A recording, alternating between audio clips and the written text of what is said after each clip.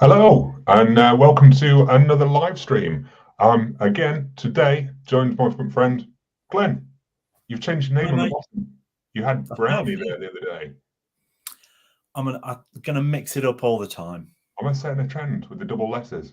Just the crazy cat you are. I just need to follow suit. Well, changing it up a bit from the last live stream we did. Last live stream we talked quite a bit about collecting and things like that. This week we've changed it up a little bit, and we're going to talk movie news, rumors, confirmations, and a trailer that came out as well. Because we talk about it quite regular, I thought I'd bring that onto a live stream because we chat about it anyway. So I've got a few stories at the ready for us in a moment. Just want to give a shout out to a couple of people that have joined us already. John, Dalek fan per tweet. Hello to John and Tara. And we have Matt versus Movies here again. Hello, Matt. Hope you're all keeping well. Right. Did you want to join? Did you want to jump in to the first story? Can for me. Let's go for it. Oh, you sound very eager. Very eager. No. So the first I was actually trying to work out how to do the volume on my laptop. That's what threw me. But it's all good. Preparation. Yeah. So the first news story in relation to James Gunn's Superman, which was previously known as Superman Legacy. You sent me an article the other day, which was the headline that was claiming that David Corenswit was always hiding his hair because Superman will have a mullet in the 2025 movie. I know this is just rumors, but what do you think about this? Well, it's from a good source. Daniel RPK is usually pretty on the nose. I don't have a problem with it at all. I think it's another one of those things that we almost let's knock it, let's not knock it until we've seen it. But it's comic book accurate. James Gunn seems to be very, very on it with the comic books. He's done a lot of research. It'd be interesting to see. I mean, it's not going to be what we're used to seeing. No. But then if you went down the line of duplicating Christopher Reeve, then people would just go, well, it's a complete copy. So you've got to kind of break the mold every time, haven't you, kind of thing. But absolutely. I think we've had the copies of, well, not copies, but Brandon Routh's Superman was more or less trying to pick up the Christopher Reeve look and go along those lines. It didn't particularly work very well. His hair, for me, hands up, this headline, it didn't bother me in the slightest. I didn't have any strong feelings either way because we've seen Superman in the comics with long hair before. So it just didn't bother me in any way. I had no sort of strong reaction to that at all.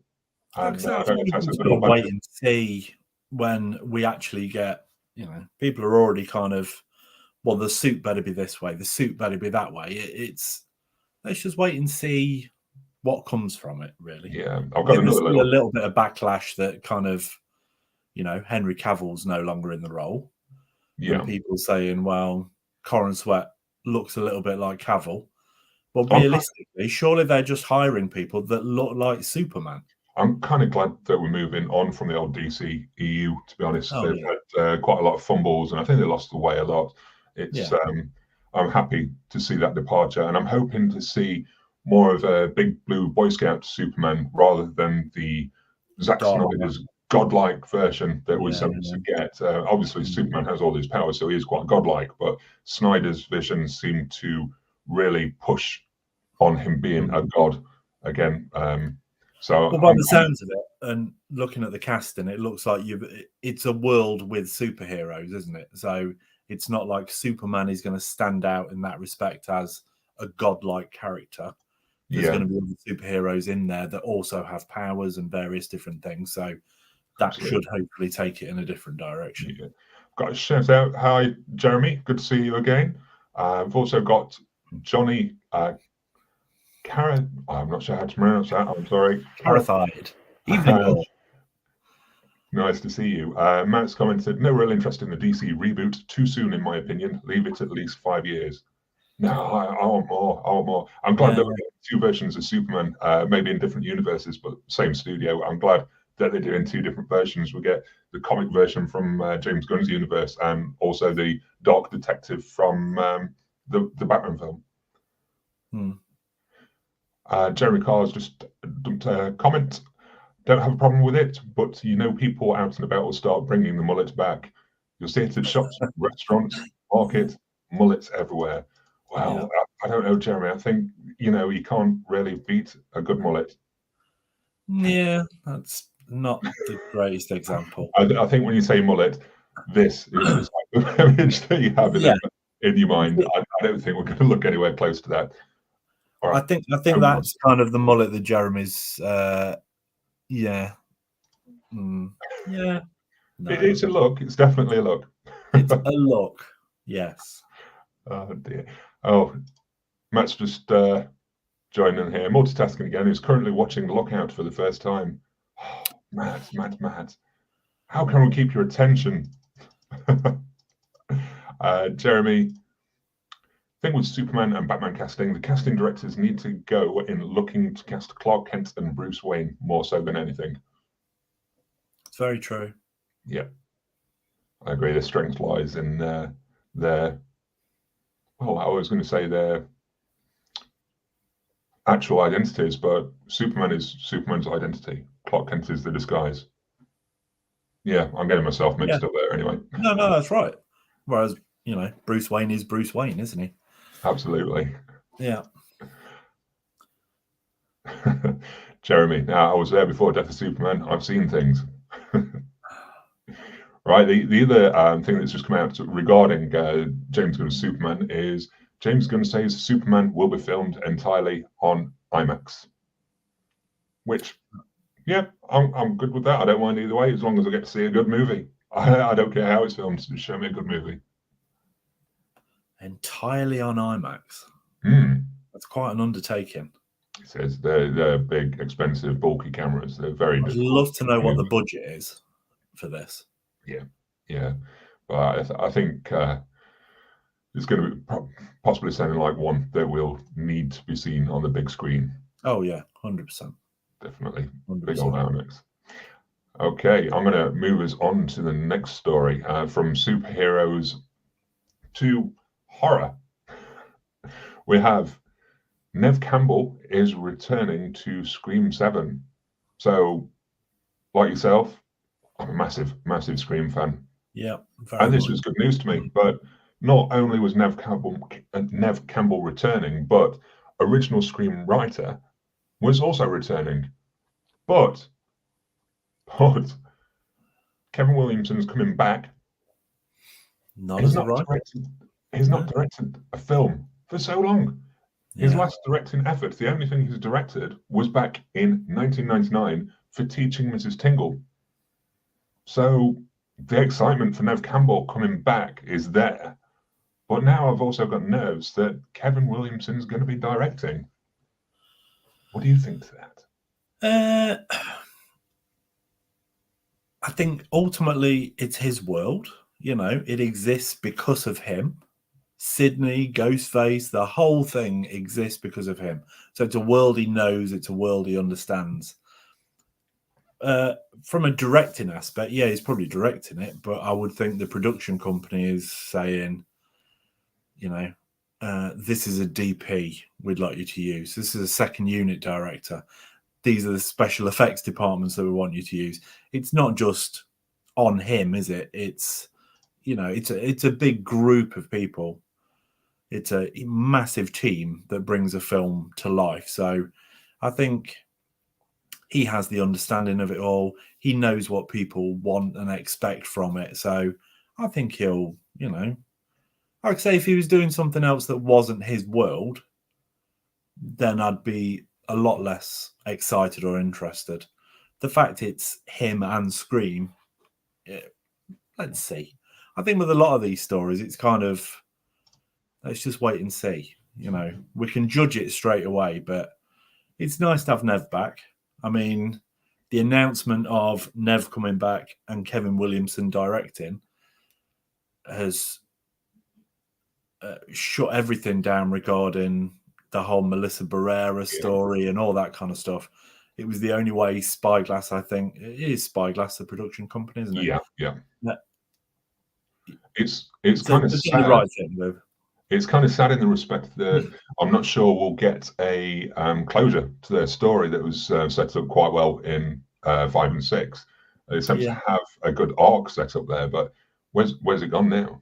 I mean, is anyone watching here fans of Scream, or what do you guys think? So I'm not sure. We'll see how it turns out. Anyway, I think, like you say, Williamson's lived in that world for so long and probably lent a hand with the writing of the subsequent sequels, or just given some input. The only thing he's a sounding off board, isn't he? Yeah, but he's not down as a writer for this new one at all.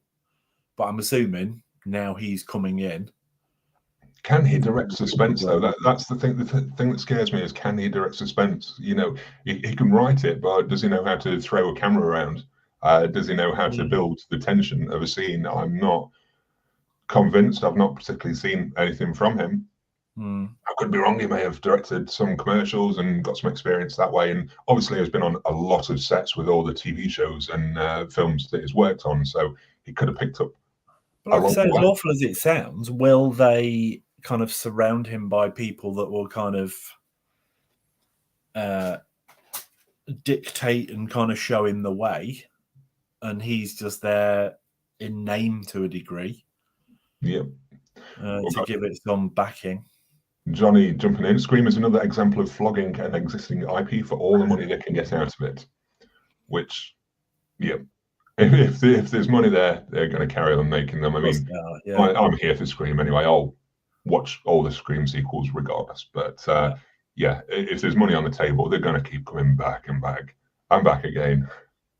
Well, throwing it back to a comment that I think Matt said about DC and letting it kind of go for 5 years and then rebit. They're never going to do it. It's just the money's there. Like I say, it's a huge IP. Superman they haven't done right for such a long time. No. And it should be their kind of real main focus. I think they were too, with the whole Zack Snyder thing, they were too worried about catching up with Marvel and throwing everybody together in the mix, when actually they should have just taken their time, done an individual Superman film, and we'd have probably been in a very different place now, wouldn't we? Yeah. Jeremy's just commented, didn't want a new Scream, but not opposed to it. Going to check it out regardless. Hope it's good. Wants it to be good. No expectations. Fair enough. I think we all need to be in that boat of keeping expectations kind of tempered. Matt, but the money is there. Every film flops. Same with Marvel. Right. On to another subject now. We're cooking on gas here. This onto the Crow, which you sent me shot again. Crow trailer receives 53,000 dislikes on YouTube in one day compared to 42,000 likes. And did you see the Crow trailer? Yes. Any thoughts on it yourself? Yeah, I mean, I think people were ready to hate it before it even appeared. The original is just so iconic, and you've got to wonder if it's ever so slightly iconic for the wrong reasons as well, with the death of Brandon Lee. But, I was a huge fan of the original. I did college projects on it, art projects and things like that. I had T-shirts, I had the soundtrack twice because I won a competition and various different things. I loved it, but I don't know if it holds up as well as it used to now, and I get why they're wanting to remake it. I don't think the trailer was great, but I think it was far too long for a start. It was over 3 minutes. Oh man, it's far. It literally showed you the film. Yeah, it literally showed you the ending of the film was right there in the trailer. It's literally there. for you to Yeah. see. It's spelled out so easily. I mean, trailers nowadays, a lot of them show far too much. With this trailer, it was just far too long. It's been. This could have been shorter and a little darker and just a little more intriguing rather than just putting everything out there. It was a bit, like I said, I don't know whether the trailer did it any justice anyway. It almost made it look like it was some sort of John Wick episode. This was what I was going to get to. It's like there's certain if you delve deep into the movie production, there's certain analytics and guys that will sit there on computers working out how to make a film profitable. And the problem is that you get a franchise like The Crow, it goes through all the algorithms, you get these guys doing all the analytics, and it's like, if we put this within the movie or change it to this sort of style, then it is more like John Wick, which made this many dollars, and they'll work it out based on certain aspects from whatever analytics they do, and they can they sort of form the movie from these analytics rather than making the piece of art that it should be. I mean, the film might not be like it, but the trailer certainly came across that way. You know, they can adjust trailers to suit. I mean, there's been many things recently where they'll recut a horror film or something, a horror trailer, to make it look like a rom-com. You know, members of the public do it, kind of thing, as a bit of fun. But it just shows that it can not always truly represent the film that you are going to see, the way the trailer's been cut. It was interesting you put the bar up about Corin Hardy. I was going to go into that a little bit for you. Well, I was going to say, because I think that everybody needs to know that you were actually involved in that production. Yeah, the kind Jason of. Momoa production. Before I do, Jeremy's just jumped in and said, it looks like Jared Leto's Joker. Which, I can see that there completely. Well, it's also, you know, we've already mentioned the Mullet, and here's another one. But when you go back to the graphic novels, he did have, granted, he had a very kind of 80s frizzy hair as well, but that was also a mullet. So I think they've taken elements of that, haven't they? And Johnny's jumped in as well. Crow remake, flogging an existing IP again. Money's in remakes, so it goes there instead of new ideas. Yeah, again, it's if there's money on the table, they're going to get it. So studios are just quite often scared, aren't they, of doing something new? They're just, if they can go back to something and go, well, that worked previously, let's do it again. Yeah, unfortunately, they do. So my story with The Crow, because I do acting as well, and I took a few meetings with Corin Hardy for The Crow movie. This was, I can't remember exactly when it was. I think we're talking probably 7 or 8 years ago now. It was when Jason Momoa was attached to play Eric Draven. And I got Corin's vision document, which spelled out all of the influences, all of the tone of the movie. It's got certain cells and the pattern of the story and the support that it was getting from the Crow original writer, James O'Barr. Everything was broken down, and it was sounding such an epic sort of comic graphic movie. It was dark, it was gritty, it was everything that I wanted to be. I thought it was sounding excellent, and I was really excited about it. When I met with Corin, he had a little book with his sketches. He was really sort of unique artist, and he'd sketched out all their plans for certain set designs and things like that. It was looking absolutely beautiful. I was so excited at the potential to be in a project like this, because I did like the original Crow as well, and it fell apart. Unfortunately, I forgot what exactly happened. It was quite far into pre-production as well, wasn't it? Yeah, I mean, you'd gone through 2 or 3 auditions, hadn't you? I think. I'd taken a couple of meetings, and I'd got, say, the vision document through with all that information, and it fell apart, and it was absolutely gutting, really, because I was genuinely excited about it. I was looking forward to seeing a good remake. In my eyes, when I was looking at these documents, it was sounding like it was going to be absolutely epic. But obviously, the studio probably lost faith in the type of movie that they wanted to make, because it was so close to the original graphic novel, and they obviously didn't think the money was there, so it got shut down. I think somewhere along the way it kind of came back to life again, but that was quite short-lived, and it got cancelled for a second time. So unfortunately now we have this new version, which is a lot more, it's a lot lighter and a lot more action-based than anything else. Yeah, sorry, I'm coming back to the comments now and just yeah, I was just having a look through. Yeah, apologies. Jeremy, you've been saying this for years. We need a remake of Catalina Caper. I'm not sure what that is. No, I don't know what that is either. Jeremy, tell us more. Jeremy Carr, that Hardy Crow sounds pretty cool. Yeah, it was absolutely. I was hearing about this sort of training that Jason Momoa was going to have with ballet lessons and things like that to make him, to give him that physicality and things. I think he'd have probably had to lose a lot of weight for what they were planning, but it was all in place and all about to sort of start moving. I think we've probably all seen the images online of Jason Momoa in some of the. I was just going to say, I think they've re-released them this week, haven't they? Kind of in response to this new trailer, where he's under kind of the lamppost with the lighting coming down, and yeah. There's a photo somewhere of me with Corin as well, and I didn't get it myself. Someone else took it while I was there, but yeah, I wish I could get hold of that just to say, oh, I'm next Corin Hardy. So the nice thing about knowing Phil during these things is we chat every day. So a lot of the time it's like I'm on set with him as well, because he'll go, oh, I just met such and such, and he said this and that happened, and this is going to look great. And I just saw some of the storyboards and stuff. It's amazing. It really is. And it's a real shame, The Crow, because I can remember how excited you were about it. Yeah.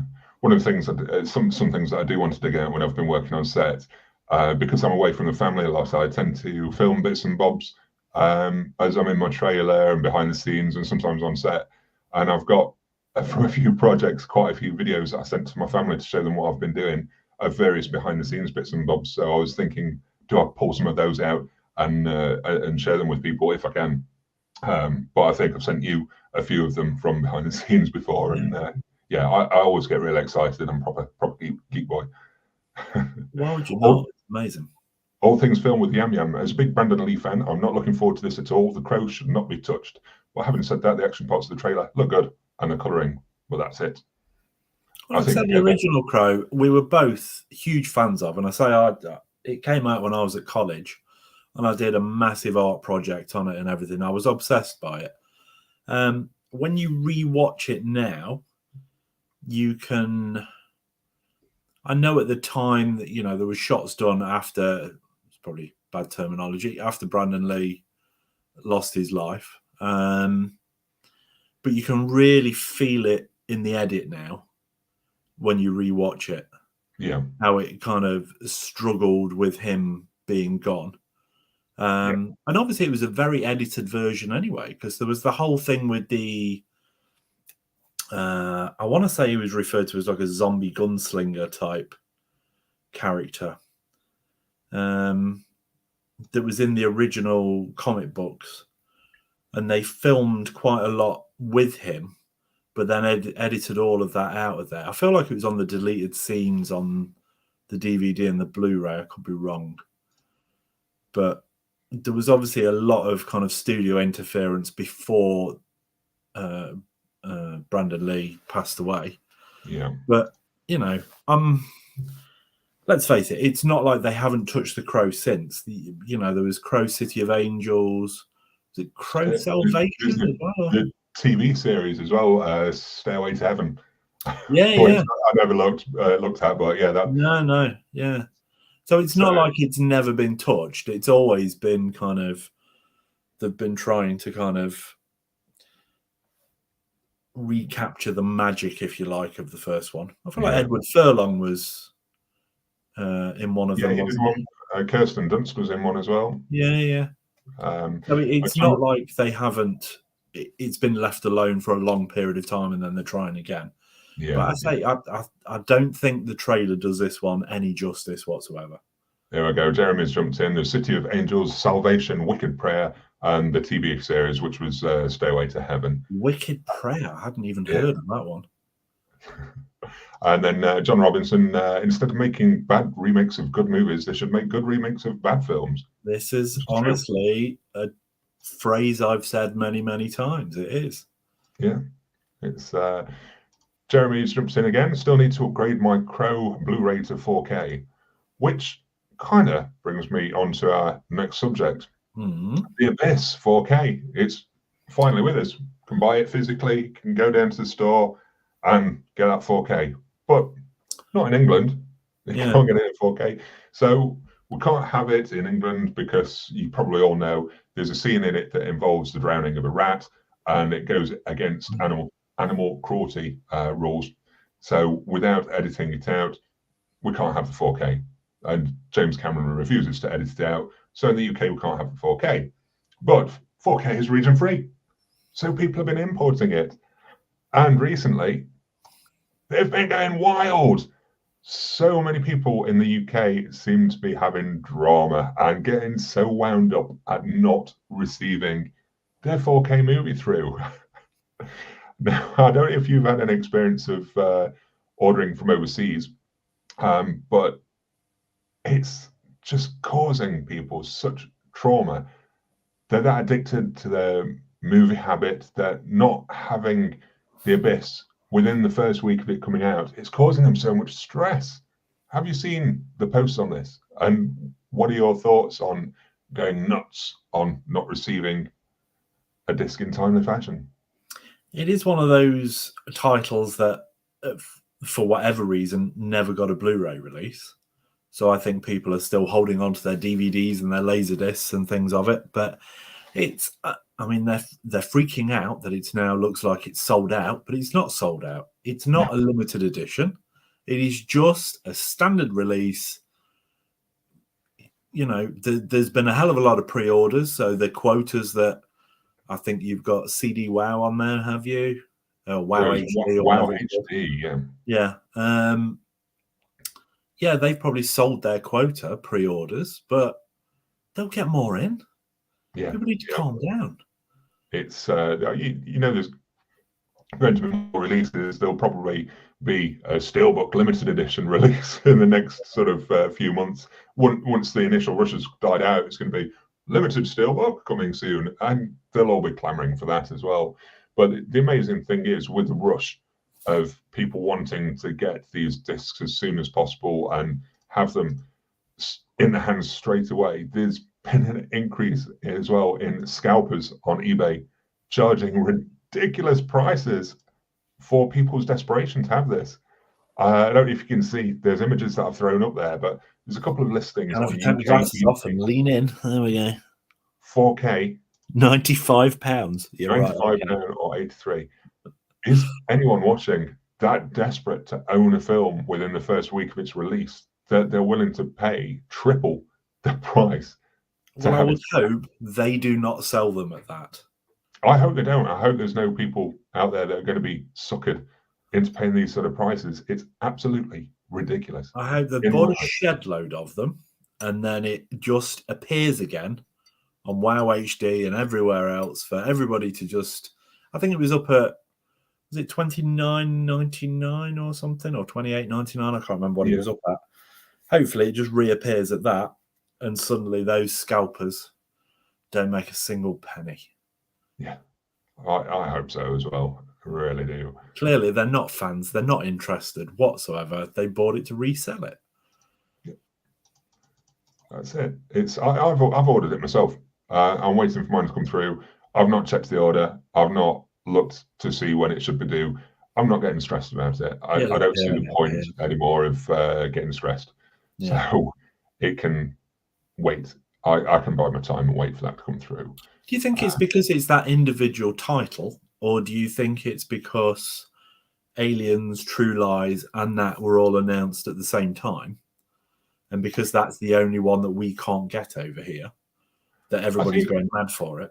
Yeah, I think potentially it's a combination of that fear of missing out and the hype of getting a new release and being first. I think there's a whole bunch of reasons that just mentally affect people in such a way that they go absolutely insane. You know, they might not have had a big print run, but they're going to carry on printing it as long as it's selling. It's not going to sell out. You will get it.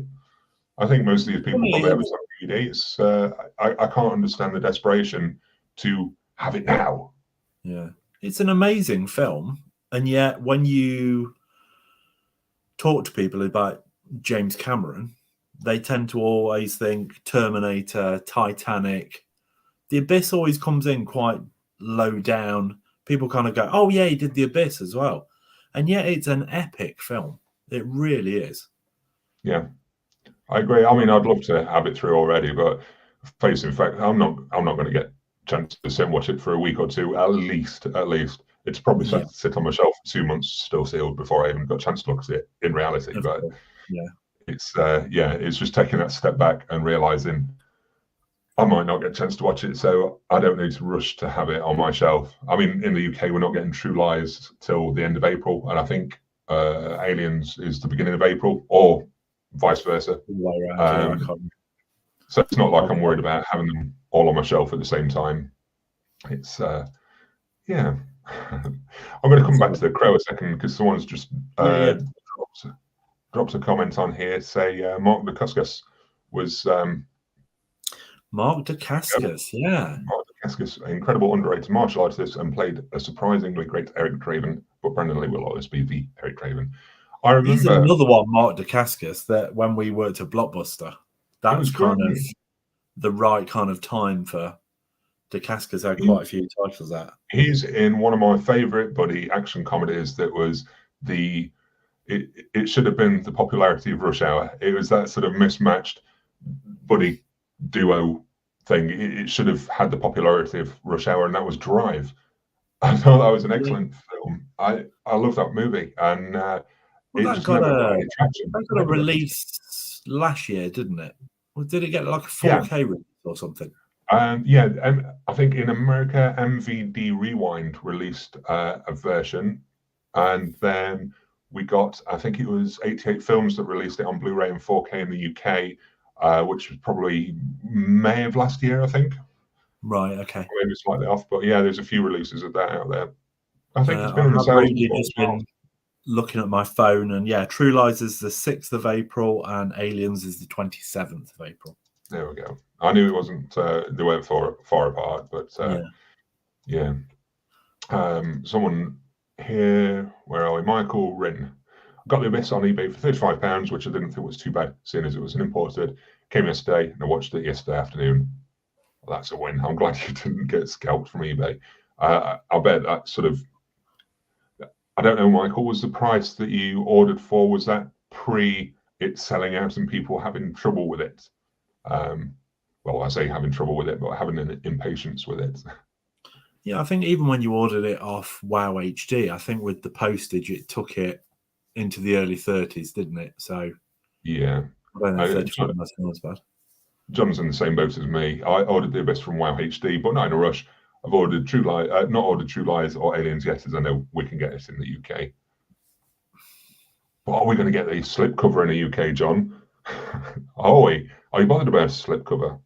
And that's one of the other things that people are just going mad for it for, because they know if they don't get this order in, they don't get a slipcover, or it might not have a slipcover further down the line. And the film will play completely differently if it hasn't got a piece of cardboard wrapped around the case. Yeah. They've got to be careful. Really annoying. Infinity Pool is $14.99, but around 40. So all things filmed with Yam Yam, just on another subject. Infinity Pool is $14.99, but somewhere around 40 is a standard release. Is that did the US get a 4K release of that then? Infinity Pool? I have no idea myself, because I've not looked for it. Yeah. Myself. I'm a Mia Goth fan, that's all. So I was intrigued by that one. I think she's amazing. Yeah, for the imports, it's worth keeping an eye on Amazon UK as well, because generally, if there's a price drop in the US for the movies, then Amazon UK, not as much of a drop, but I find that the prices come down on there as well. So I've been keeping an eye on Point Break 4K, and there's something else I was keeping an eye on as well. And if you keep an eye on them, you sometimes get a pretty good price. I think my Out of Sight 4K came through Amazon UK. I waited for the price to drop and then grabbed it. 2 Days in the Valley. That was the other one I was keeping an eye on. Oh, okay, yeah, the old Charlize Theron movie. Yeah. Yeah. But I'm wondering if I need to watch that again before I actually pay the premium for a 4K. That's probably wise. I think it was streaming on Prime for a while, to be honest. Yeah. All things Yam Yam. Drive is excellent. Yes, it is. I want to go back and watch it again. I did pick it up when it got re-released, but it's another one that falls foul of being still sat sealed on my shelf because, it's too much. Your trouble is as well, you get this window of opportunity, at which point you've got a stack of things to watch. You're also midway through TV series. Yeah. You then spend half an hour deciding what you're going to watch. Yeah. I always do it. I mean, last night I got the TV to myself and I had to fall back to try and finish watching Gen V, which I've still not got all the way through. I've got one episode left and then I'll be ready for The Boys season 4. But I'm trying to get that in. And I want to watch Shogun as well, another big TV show. Then I've got the stack of movies that are just everywhere. But Michael Wren, there we go, has come back to us. I think he was lucky. Pre-ordered about 5 days before release and it came super quick. Was 2-rated media on eBay and it came with a slipcover. Nice. So Michael's done very well there. But the slipcover has a super hard sticker to remove, giving it all the first time on 4K. First time on 4K. Yeah. Oh dear. You don't need to know that, do you? You know, if it was the third time on 4K, you don't need to know. You don't need it pointing out. You don't need a sticker. But anyway. Yeah. I have all things with Yam Yam. I have Drive on Blu-ray. I also still have the DVD, which I picked up from That's Entertainment when that shop was still around. Kept it due to nostalgia. I had the DVD of Drive as well. I lent it to someone and never got it back, which is the curse of a collector. You lend them out, never see them coming back. Wasn't me. Can I just point that out? No. I remember. Do you remember That's Entertainment? Yeah. You had some deals and a hot. That was the one where you go in, it was like 3 for £5 or whatever, wasn't it? Yeah. Ooh. 3 for £5. Can't resist that. It's like you had that ready. I did have that ready. You must be really clever to guess that. Oh, dear Lord. I'm sorry. How many screenshots have you got in this file? Only a couple. About 300 for every different. I'm partially prepared with things today. Partially, not so much subjects to talk about, but I'm partially prepared. I was unprepared for today, as you are very aware, seeing as I just sat down and went, "Hi, I'm here," and you went, "I'm starting the countdown." I said 7:30. It's 7:30. Yeah, Have you got any movies on order at the moment? I have got Aliens and True Lies, which is why when I looked on my phone, I went on my Amazon pre-orders. Nice. And they're the only 2 I've got on there, to be honest. And even those, it might come nearer the time, and I might not bother. If I know I'm going into town the following week, then I'll probably wait and I'll just grab them in HMV or something. Yeah. I did. I went shopping the other day and I put a video out on YouTube. I don't know if you've seen it, but I didn't know you had a YouTube channel. This is. I'd been kind of addicted to the online ordering for a while, and I'd kind of not been into town shopping for many months or even possibly years. And I thought, you know what, I'm going to go in and check it out. And I sort of took the day off, and I was patient about it. And you know what? I really enjoyed the experience of going into town. I had a couple of hours to myself. I just wandered around, had a look in CX, had a look in HMV, had a proper browse, and had a coffee. And it was just a really enjoyable experience. And I thought, you know what, rather than ordering online, would I just hold off buying something and try this again and go and buy it physically in store? I kind of miss that sort of experience. And I don't know if I want to do more of that rather than just keep ordering online and having panic of things coming through. I don't know how you feel about going into town over ordering online. Do you want that guarantee of having it on the release day with an online order? Or do you like the relaxed nature of being able to just meander and do your own thing? The pair of us used to pre-order everything, didn't we? As as soon as it came available, we'll get the pre-order in straight away. And I think the pair of us are less likely to do that now. Aliens and True Lies, I'm not overly sure why I did that. I think it was honestly just the excitement of, oh my God, they're getting a 4K release. And really?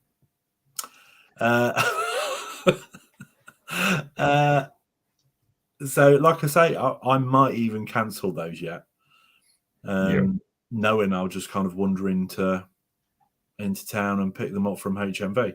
It's interesting we talked about That's Entertainment, though, and you said you wandered into town and you went into CEX and you went into HMV, and that's kind of it for me as well, because that's about our only options now. Yeah. You know, there's no Virgin Megastore, there's no That's Entertainment. I do not like the supermarket sections for the DVD, Blu-ray, and 4K. They haven't got the first clue about putting stuff out. No. And I found that as well, the staff in HMV, the guys that were in there when I went shopping in, they were really nice, and we had a chat, and it was just part of the experience that I kind of miss with just clicking add to basket online. I think we need to support the high street as well a bit more than I have been doing. I've neglected it for so long because I've been so preoccupied with pre-ordering and making sure I've got it on day release for it to sit on the side doing nothing. Well, I mean, HMV died a death once. There's nothing saying it won't happen again. And I remember being really excited when it came back. And I couldn't wait to go in there. And I do buy from there. You know, a couple of weeks ago, they had I think they've still got it on as well, the 2 4K for £30. And I picked up a few bits. And no, just being there and just being able to pick things that only mildly interest you, just to have a bit of a read of the cover and see what extras are on it and stuff like that, and just have a wander around. It's nice. There's titles that I forgot about that I forgot got re-released or whatever, and I sort of stumbled upon them in HMV, and I thought, oh, I forgot to release that on Blu-ray and 4K. And it's titles that I wouldn't have discovered from scrolling online. I wouldn't have thought to search about them. It's titles that won't really chart or anything, so they're not easy to spot as well. So being in store just gave me that opportunity to realise that, oh, Jean-Pierre Jeuneau's City of Lost Children did get a new Blu-ray release. I forgot about it. It's one I wanted. I didn't pick that up on the trip, but yeah, I wouldn't have remembered that scrolling through online. But yeah, we've got Fran Sanchez jumped in. Don't get the obsession with slipcovers, as they tend to be stretched out by the time they arrived in the post. And I mean, how many times have we received something and you go, oh, it's in a really nice slipcover, and it's got dented on the corners or whatever, being pushed through your letterbox and things. And it's, you know, in the past, I've been slightly obsessed by slipcovers to the point where I've even rebought a title because it got re-released with a slipcover, and I loved the artwork on the slipcover. Now, I could easily, the few titles I've got up there, and I'm looking in that direction, so that's where all my shelves are, I could easily take all of the slipcovers off and not worry about it whatsoever, because you've got the artwork there in the actual case itself, in the Amaray. You only see the spine when it's on the shelf anyway. Yeah. And ultimately, it's about the film. It's about the disc. It's about what's on there. Now, I'd like to say I don't get the obsession with slipcovers either. That I'm not bothered about slipcovers, but sometimes, like on my shopping trip, there was a film that I wanted. They had a bunch on the shelves. Some didn't have a slipcover. One did. And I felt impulsed to get it because that one had the slipcover, and I needed the slipcover. I don't even feel like I'm not bothered about the slipcovers, but I needed to have the one with the slipcover because it was still in store, and I might not get it if I didn't pick that up now. So I don't get the obsession with it, but at the same time, I am kind of obsessed in a way. It doesn't bother me that some of the titles don't have a slipcover. But I think I've gone the other way because far too often, I think we mentioned this last time, you can kind of have, let's say they release a series of 5 films or something. For whatever reason, you'll find a company will release 3 of them with a slipcover and 2 without. Yeah. It's like I've going back to Scream, repurchased the Scream movies in 4K. The first one didn't have a slipcover. The second one arrived with a slipcover. And then the third one's got a slipcover. Well, you can't get one for the first film. So it's then, like I say, should it really matter once it's sat on the shelf, whether it's got a slipcover or not? But I've removed the slipcover off 2 and 3, and they just look more uniform now. Yeah. That is Well, so. We but are so sad as collectors. all things with the Yum Yum. A few pre-orders I have in the Flesh and Blood show, if it ends up getting released. China O'Brien by Eureka and True Lies. China O'Brien with Cynthia Rothrock. Friend Sanchez bought Coppola's One from the Heart on 4K the other week, and even though it was in cellophane, when I took it off, the slip was still loose. So it's a the way some of these companies package things now are bloody dreadful. Matt is getting a nice 4K edition of Barbed Wire from Turbine in Germany. I saw, I think there's 2 different designs of that. I saw it earlier in the week. They do look nice. They do look nice, but I've never seen Barbed Wire. I've never seen it. Oh, have you not? Okay. No, I just heard such random things about it. I never watched it. It never sort of appealed to me particularly. I don't know why. It's should appeal, but yeah. I think I've watched it once, and I couldn't tell you a thing about it other than Pamela Anderson's in it, and she had a barbed wire tattoo around her arm. I think that's it. That's all I could tell you. Friend Sanchez, this is probably one for you. Do you remember MVC? I do remember MVC because I worked at MVC. I know you worked there. You have an MVC card to get the cheaper price. Well, I don't. Well, how much is an MVC card? Oh, no, it's free. Well, why don't you just give me the thing at the cheaper price then? Yeah. Oh, no, you've got to have an MVC card. But yes, I did work at MVC. Yeah. Jeremy's just commented, miss going into stores and buying in hand. However, here in the US, ordering online is on average $2 to $3 less than in the store per new release. That's interesting because at the minute in the UK, I think our prices are pretty much like for like, aren't they, between the store and online? Yeah. That's interesting that they're pushing people that way, especially with companies like Best Buy getting rid of their physical media from the shelves. Yeah, well, what company is it in this? I mean, you'll be able to tell me. Was it? Is it Walmart or is it Best Buy that are no longer doing physical media? It's Best Buy no longer. Best Buy, I believe, yes. I've lost track of that. I mean, that's encouraging it even more if it's cheaper to buy online. I think there's a few of the bigger stores in the US that are starting to cut down, at least. It's Matt went to the Oxford Street branch yesterday. Was underwhelming, not the same as it once was, which would have been HMV. It's been years. I mean, Oxford Street is their flagship store, isn't it, as well? Not so much anymore. The Oxford Street one closed down, and then it was only recently that they've reopened it. I don't know if it's the same location or not. I assume it would be, but it was at one point meant to be the flagship, but I'd say their flagship at the minute is probably the one in Birmingham, the Vault, which looks huge. I need to visit that one. It looks one of the biggest. Yeah, we're saying that, weren't we? Yeah. All things filmed with Yum Yum. I don't like it when HMV have the security tags wrapped around sets because the sets bend in the middle. Yes, I've seen that several times because they've got the magnetic thing in the middle and the cable that goes all the way around, top and bottom, left to right, and it just dents the thing. I noticed that more so with the because they obviously do all the NECA figures and things like that, and you have these beautiful little window boxes of the figures, and then you've got this horrible black wire crushing into the cardboard all the way around with the electronic tag on it. Yeah. Jeremy, fun fact I learned a while back, consider one shelf, get rid of 15 slipcovers, and you can add one more movie to that shelf. Hey, space saving. That's it. Matt's in disagreement. Is for many collectors, it's more than just the film. So it's the packaging, the artwork, and everything that comes along with it, which I think it's probably where the limited editions are marketed to, for those that appreciate all the extra printed gubbins that come with a movie, which is fair. It's valid. I see the I think reason we why. covered that last time when you get kind of you get a book in there and you get postcards and a poster and things like that. And if you want that, fine, that's your prerogative. Yeah, all things film. For me, the film comes first.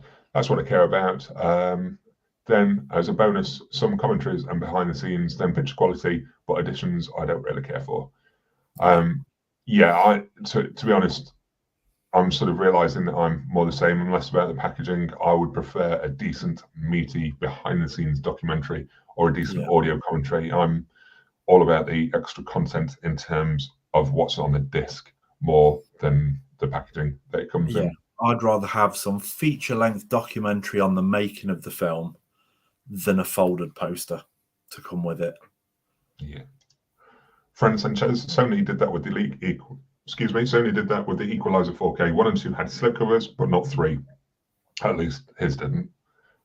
Right. Again, okay. that slipcover. This is why we're finding people on eBay that are selling the slipcovers either from older movies or that they've designed and created themselves. I've seen a few people creating their own slipcovers and their own collection boxes and things like that and selling them on Etsy and eBay and places like that. It's quite interesting to see them. Some of them look quite nice. Yeah, there's a company on eBay that I've seen that sell slipcovers for films that didn't have them, such as like the first Deadpool movie over here didn't have a slipcover, but the second one did. I think they're like £8.79 each or something. I mean, you can pretty much buy the film for that these days. Johnny wasn't aware that MVC had a card. The store in Glasgow didn't ever ask for a card. So really? Oh, yeah. No, that was a proper thing because you had 2 prices on all of the items. So you had like the retail price, but the MVC price was less.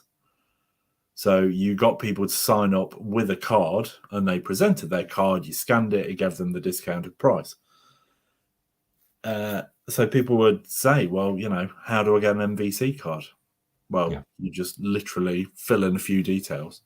I'm assuming they wanted it just for like a contact list kind of thing and sending out promotional material and things. But absolutely. All things film. I do have nice editions in my collection, but items not something I necessarily go for. But I do own Scarface 18 times, as it's my favorite film in 18 different editions. times. Wow. 18 times is whoa. That's a lot. That's a lot. Is this 18 times across different formats, or it's not all Blu-ray? I hope. How many times have you repeated a singular movie, or still own a singular movie? I think I'm looking up there now. I think the only film I've got more than once is probably Psycho, because I've got it in a couple of different Hitchcock box sets. And then I got the Psycho 4K set from Arrow when that was released as well. But other than that, I don't think I've got a film duplicated at all, to be honest. Yeah, I think it's probably only Psycho, which, you know, if I lean that way, you can probably see some Psycho posters. It is one of my favourite movies of all time. Yeah. I'm trying to think what I've got repeated the most. I think I've got about 3 copies. I've got Halloween DVD, Halloween Laserdisc, Halloween 4K, and Halloween in a Scream Factory box set, which that's 4. I think the Thing I've got quite a few times. Probably Pulp Fiction might be one of them as well. I don't think I'm exceeding sort of 4. I don't think. But you've not got 18 of anything then? No, we're not quite 18, but yeah, it's. You need to come back with that one. Yeah, I need to come back to that. You got 18 copies. Do you keep them all together on the shelf, or are they? This is to All Things Cameo. I was just wondering if he keeps them all together like a. I want to say shrine, but I don't know if that sounds a little bit insane. I apologise if it does, but yeah, I'm just interested how they're kept. DVD, UMD, Laserdisc, Blu-ray, Steelbook, 4K, 4K Vault set, 4K The World Is Yours statue set, Scarface Cigar Box Blu-ray Steelbook set. Wow. That's some You good are a collecting. fan of that film. That's really good. Yeah. Jeremy's just jumped in again. Best Super Duper Collector's Edition or standard DVD release? A fan of the film is still a fan of the film. Yeah, I agree with that. I personally, I've tried to take the numbers down just purely for a space aspect of it. It's I don't watch them all, so I've had to take them down. I've boxed my laser discs up behind me. They're in a box ready. We'll hopefully be using them as wall art, but I don't feel the need to have to display them as such anymore. But then I can't afford to let go. Jeremy's jumped in again. Probably through the years and upgrades, I don't know how many times I've gone through Universal Monsters, Star Wars, Godzilla, Halloween, and Tarantino stuff. Sounds quite similar. Quite similar, really. It's yeah. Okay. Sorry, I'm just having another read through to make sure I've not missed anyone. Do you have any burning questions there, Glenn? Any burning questions? Did we cover all subjects that we were going to do? The Crow, Superman.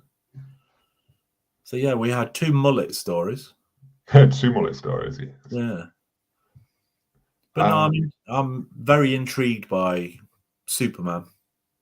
Yes. I want to see what James Gunn does with it. I'm interested what this suit looks like. To be honest, James Gunn has had a pretty interesting career from how he started. He was involved with Troma a lot. Wrote Romeo and Juliet and did bits and bobs with them. He's wrote things for computer game with Lollipop Chainsaw. He wrote the Scooby-Doo movie, which it has come through several. He's jumped through several hoops to get to where he was. He's not daft. He's a very clever man, and yeah, I'm certainly interested to see what he does with the DC. Is it DCU now? I can't remember which way around it is. Yeah, DCU, isn't it? Yeah. But he's very good at selecting.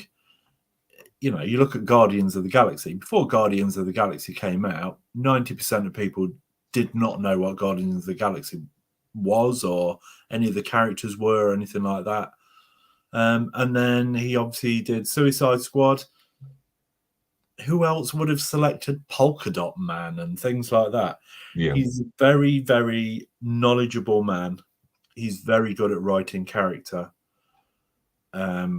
He's posted numerous times about the Superman things he's been researching. I think he'll do a really good job. And like you said about Superman being this, Boy Scout in blue, that's what it's got to get back to.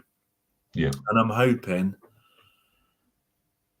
that they've learnt their lesson from, Marvel was so far ahead with their individual titles, whether it was Iron Man and Hulk and Captain America and what have you, before DC decided, we need to do the same, and then threw everybody together. Yeah. Batman never ended up with his own movie, as in Ben Affleck's Batman. Yes. Thrown in there with Superman. And then next minute, they're piecing together the Justice League. They were trying to run before they could walk. And I think James Gunn has got this, like you said, 10-year plan. And hopefully he's going to take his time and do it properly. Yeah. Just want to run through a couple more comments that we've had. All things with Yum Yum organised my collection many times. But when he wants to put a new film in the collection, I have to move everything. So now I have no order and everything is mixed up, which I think we all suffer with. That new film comes in, the entire thing's just changed. All things film, the only way I organise now is I don't like the same letters touching. I don't have labels touching. For example, no Warner next to another Warner. Oh, right. Jeremy, as far as streaming, about how certain movies and series are getting edits to be more suitable for modern audiences on streaming, the only way to watch those without edits is to buy physical media. Physical media, yeah. That's the truth. That's the truth. But Also, for some movies, I'm not going to buy the physical edition just because they might change the streaming version. Some of the changes that they made, or some of the changes that they make, I'm just not bothered about. I don't want the original edit of Splash because Disney covered up Daryl Hannah's bottom in the digital release. I'm not bothered. There's a character that was smoking in Pinocchio and they've been removed. It's that kind of thing I'm not too bothered about. It depends on what edits they've made to if I'd want to keep it on physical rather than streaming. I think if the movie is really important to you, then yeah, if you don't want those changes or any changes in the future, get that physical so they can't mess with it. But just choose carefully, I think, personally. I don't know what you think to that. No, I agree. There was something very recently where I feel like they said there was a certain line that had been cut out. And I'm being very vague here because I can't remember what film it was. But I thought, would you even notice that one line had been removed? Yeah. From a film that's over 2 hours long? Yep. John Robinson, 5 versions is the most I've got, which is Titanic box sets on VHS, DVD, Blu-ray, 4K, and 3D Steelbook. I'm glad that someone's still got 3D out there. I'm not the only one. You do love a bit of 3D. Yeah. All things film, fancy editions are nice, but the prices are insane. I mean, if an edition is £25 and you want 4 films, that's £100 right there for 4 films, which is very, very expensive. I agree with you. The fancy editions are getting ridiculous on prices. The 7 box set that's coming out, the Steelbook 7 edition. No word on any standard release, but if you want this 4K edition that they've announced, it's £45. Or if you want the head in the box edition, it's something ridiculous like £80. I was going to say about 80. It's silly money. And ultimately, if you don't like or collect steelbooks, then there's no point going for it. It will get a standard release. There's no way it won't. Yeah. All things, also, if the film is £10, but the same company does a fancy release for £35, that'd be 25 difference with only a hard box and useless art cards. And we'll see that quite often. I think I pointed out on one of my other streams that it was Cobra and Tango and Cash against Steelbook releases, which are £18 each. They're coming out in June. So £36 for 2 Stallone films.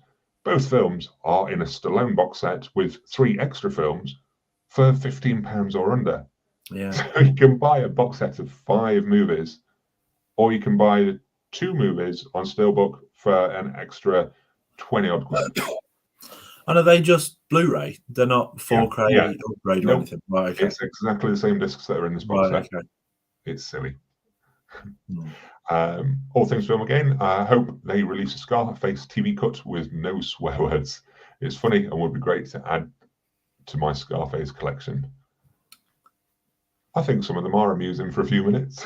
Well, they are. I mean, I remember we always used to comment on Midnight Run, the Robert De Niro movie. And I mean, that had a ridiculous amount of swear words. But when that was on TV, every F word was changed to flip. There was constantly...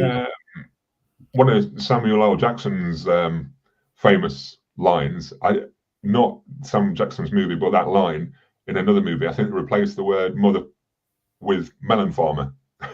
Melon farmer? Yeah. Wow. Oh, you silly melon farmer.